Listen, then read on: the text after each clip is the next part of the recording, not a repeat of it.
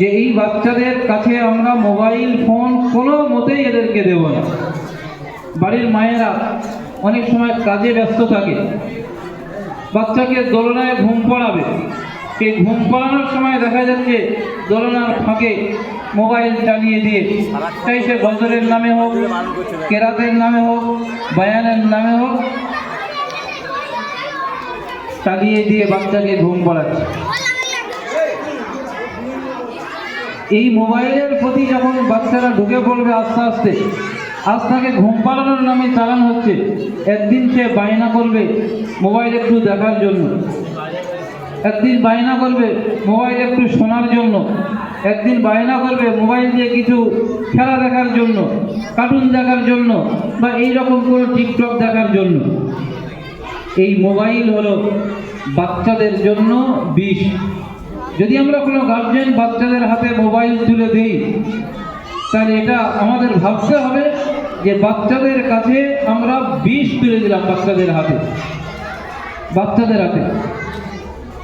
এই বাচ্চা যখন বড় হবে, দিনদারি থেকে এদের হৃদয়টা যখন খালি হবে, দিনের মধ্যে পক্কালি আসবে না, তো সেই সময় এই মোবাইলটা এদের জন্য সঙ্গী সাথী হয়ে যাবে।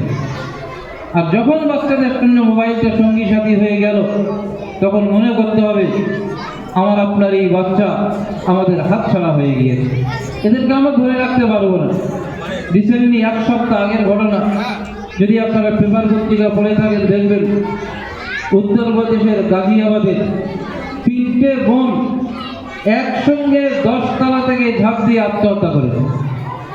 অপরাধটা কি? তাদের আব্বা আম্মা মোবাইলে গেম খেলা থেকে তাদেরকে নিষেধ করেছিল। সেই নিষেধটা তাদের এত মানে লাগলো, শেষে ওই রাত্রেই রাত 2টোর সময় তারা 10 তলা থেকে ঝাঁপ দিয়ে 3টে বোন একসঙ্গে আত্মহত্যা করেছে। এই বাচ্চাদের মনের মধ্যে যখন মোবাইলের মহব্বত ঢুকে আসবে, আমি আপনি যদি এই বাচ্চাদেরকে নিষেধ করি, তখন নিষেধ শুনবে না, সংসারে অশান্তি হবে, বাবা-মায়ের সঙ্গে সম্পর্ক নষ্ট হবে, গুরুজনদের সঙ্গে সম্পর্ক নষ্ট হবে।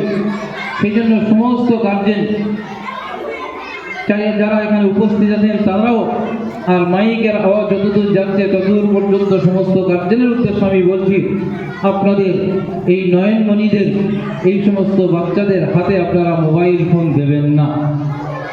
দিলে মনে করতে হবে তাদের হাতে আমরা বিষ তুলে দিলাম। মোবাইলের বিকল্প কি আছে, সেই বিকল্প দিয়ে তাদেরকে সান্ত্বনা দেওয়া, তাদেরকে ঘুম পাড়ানো, তাদের আত্মাকে মেটানো। যিনি মোবাইল তৈরি করেছেন তিনি নিজেই বলছেন যে আমার জীবনের মধ্যে সব থেকে বড় ভুল হলো এটাই যে আমি মোবাইল তৈরি করে সমাজে ছেড়েছি। এর থেকে যা সুফল আছে তার থেকে কুফল হলো অনেক অনেক অনেক গুণে বেশি, অনেক অনেক গুণে বেশি। আজকের আমাদের সমাজ এই মোবাইলের কারণে তারা অধঃপতনের মধ্যে চলে যাচ্ছে। মোবাইলের মধ্যে যে ডিভাইসগুলো দেওয়া আছে, মাথা থেকে নিয়ে পা পর্যন্ত আমার আপনার যে অর্গানগুলো আছে, সেল আছে, শিরা উপশিরাগুলো আছে, যে কোনো না যে কোনো একটা ক্ষতিকারক, যে কোনো না যে কোনো একটা। এই পকেটে যদি রাখি তাহলে হাড়ের ক্ষতি করবে, এখানে কোনো জায়গায় এই ভুল পকেটে রাখছি আমার আপনার এখানে যে শিরা আছে তারও ক্ষতি করবে। রাত্রে যদি মাথার কাছে আমি রেখে দিই তো ব্রেন মস্তিষ্ককে ক্ষতি করবে। অনেক মানুষ এমনও আছে যে মোবাইল দেখতে দেখতে তারা ঘুমিয়ে পড়ে। ওই যে তার মাথার কাছে মোবাইল যে চলমান অবস্থায় আছে, যে ওর রেশিওটা আছে, সেটা তার ব্রেনের জন্য এত ক্ষতি যে ব্রেনের যে নার্ভগুলো আছে সেই নার্ভগুলো আস্তে আস্তে শুকিয়ে দেবে, পাগল হয়ে যাবে, একসময় ব্রেন কাজ করবে না, অসংলগ্ন কথাবার্তা বলবে। সেই জন্য আমার ইমানদার ভাই, আল্লাহ পাক আমাদের ঘরে এই সোনামণিদেরকে দিয়েছে, ছোট ছোট বাচ্চা দিয়েছে, আমাদের ভবিষ্যতেরাই।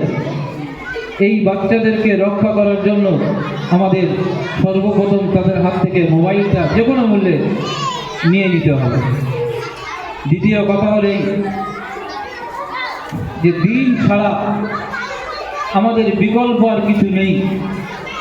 আমার আপনার বাচ্চা যে কালচারের মধ্যে আসছে, যে তাহজিব এবং তামাদ্দুনের মধ্যে আসছে, সেটা হলো পুরো অমুসলিমদের কালচার চলে এসে। আজ আমরা যারা একটু এডুকেটেড লাইনে গিয়েছি, সেখানে দেখা যাচ্ছে অন্নপ্রাশনের নামে অনুষ্ঠান করছি আমরা। এটা কার চরিত্র? আমরা আপনার বাড়িতে দেখা যায় আকিকার নামে সেখানেও একটা অমুসলিমদের কালচার চলে আসছে। বিবাহের নামে গায়ে হলুদের জন্য সে একটা অমুসলিমদের কালচার চলে আসছে।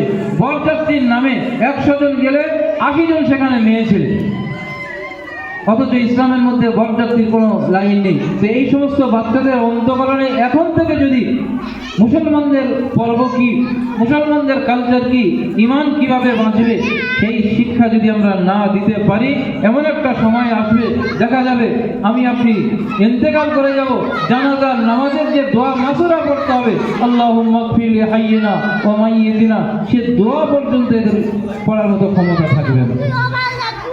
জানাজার নামাজের নিয়ত বলতে হয় যে হুজুর একটু নিয়ত বলুন। এরা কারা নামাজ পড়তে এসে? মুসলমান তো নামাজ পড়ছে, আর ওখান থেকে বলছে হুজুর একটু নিয়তটা বলে দেন, তোর দিকটা বলে দেন। তো জানাজার যে পদ্ধতি, এও আমার আপনার বাড়ি থেকে চলে যাবে। সেজন্য আমার ইমানদার ভাই এবং বোনদের কাছে আবেদন, মোনাজ্জাম মক্তবের নামে যে সিলেবাসকে সামনে রেখে এত অঞ্চলের মধ্যে একটা নাম করা মৌলানা তাহের সাহেব রহমতুল্লাহ আলাইহির নামে নামাঙ্কিত এই মোনাজ্জাম মক্তবকে আমরা সকলেই বুকের মধ্যে জড়িয়ে ধরব। আমি আপনি যখন এই জগৎ ছেড়ে চলে যাব, এই বাচ্চারা, এই দুটো বাচ্চা মেয়ে ছেলে সূরা ইয়াসিন পড়ছিল 5 বছর, কত সুন্দর শুদ্ধভাবে পড়ছিল। তো এইরকম যদি আমার বাচ্চা মরণের পরে কান্নাকাটি না করে কোরআন শরীফ যদি তেলাওয়াত করে, তাহলে এই বাচ্চারা আমাদের জন্য পরকালের পাথেয় হবে। আর না হলে সম্পদ ছেড়ে যাব, দিন তাকে শিক্ষা দেব না, তো এখনো আব্বা আম্মার জানাজা হবে না, সম্পদ ভাগাভাগির জন্য চেষ্টা করবে, পজিশন ভাগ নেওয়ার জন্য চেষ্টা করবে। সেজন্য ভাই, আল্লাহ নবী সাল্লাল্লাহু আলাইহি ওয়াসাল্লাম ছোট ছোট বাচ্চাদের অন্তঃকরণে যে ইমানি নূর, ইমানি শিক্ষা, ইসলামের বেসিক শিক্ষা, বুনিয়াদি শিক্ষা, জান্নাত কি, জাহান্নাম কি, পরকাল কি, নবীকে, আল্লাহকে, ফেরেশতা কারা, এই শিক্ষাগুলো যখন এদের অন্তঃকরণে আসবে, তখন আস্তে আস্তে এরা নিজেদেরকে প্রতিষ্ঠা করতে পারবে এবং একটা সুন্দর জায়গায় নিয়ে যেতে পারবে। আল্লাহ রাসূল সাল্লাল্লাহু আলাইহি ওয়াসাল্লাম হিজরত করে মদিনায় আসলেন। হযরত উম্মে সুলাইম রাদিয়াল্লাহু আনহা আল্লাহ নবী সাল্লাল্লাহু আলাইহি ওয়াসাল্লামের কাছে 10 বছরের একটা বাচ্চাকে তিনি দিয়ে যাচ্ছেন, ইয়া রাসূলুল্লাহ, এই বাচ্চাকে আমি আপনার কাছে দিয়ে গেলাম। নাম তার আমরা সকলেই জানি, হযরত আনাস রাদিয়াল্লাহু আনহু।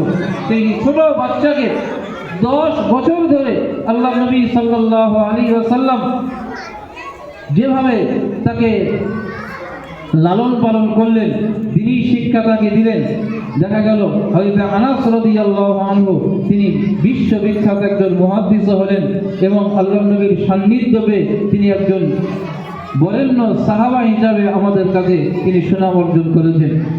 সেজন্য আমি এই এলাকার সকল বাবাজি এবং ভাইয়েরা এবং মায়েদের কাছে আবেদন করব, আপনাদের ছেলেমেয়েরা যে নামে শিক্ষা শিখুক, বাধা নেই, তারা স্কুলে যাক, পড়াশোনা করুক, এরা ডাক্তার হোক, এরা মাস্টার হোক, এরা বড় অফিসার হোক। আমি তো বিশেষ করে বলবো এটাই যে ডাক্তার মাস্টার অনেক হয়ে গিয়েছে মুসলমান সমাজে। আমাদের বাড়ির যে সমস্ত ক্রিম বাচ্চা আছে, ভালো বাচ্চা আছে, যাদের ব্রেন একেবারেই স্বচ্ছ, এইরকম বাচ্চাদেরকে তৈরি করে WBCS, IPS এইরকম শিক্ষায় শিক্ষিত করে তাদেরকে সেখানে পাঠানো। একটা মুসলমান ভিডিও নেই, সে মুসলমানদের দরদ কী করে বুঝবে? একটা মুসলমান আমলা নেই, সে মুসলমানদের দরদ কী করে বুঝবে? একটা মুসলমান IPS অফিসার নেই, সে মুসলমানদের দরদ কী করে বুঝবে? এই সমস্ত জায়গা থেকে জনসাধারণের সেবা করার জায়গা তৈরি হয়। ডাক্তারবাবুরা, তাদের কাছে যতক্ষণ পর্যন্ত পরীক্ষা নিরীক্ষা না হবে ততক্ষণ পর্যন্ত তারা রোগের চিকিৎসা করবে না।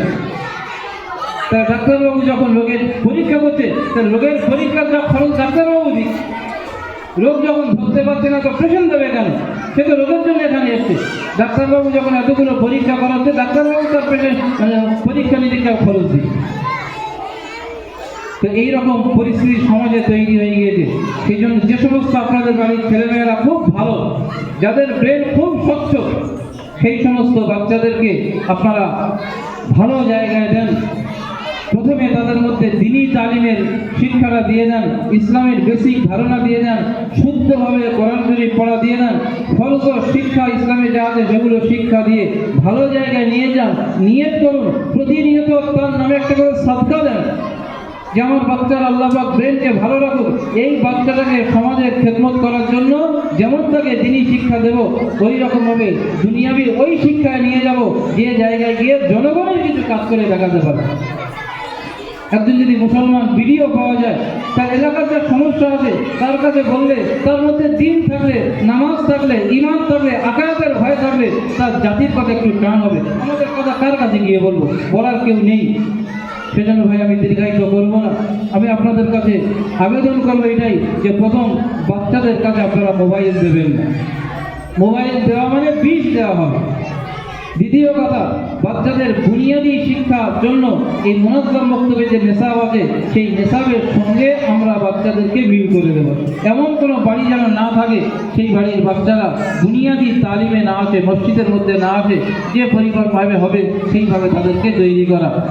এবং এই সমস্ত বাচ্চাদের এই রকম প্রোগ্রামের উদ্দেশ্যে যত বাচ্চা এখানে আছে, আমি চাই প্রত্যেকটা বাচ্চার গার্জেন এখানে থাকুক।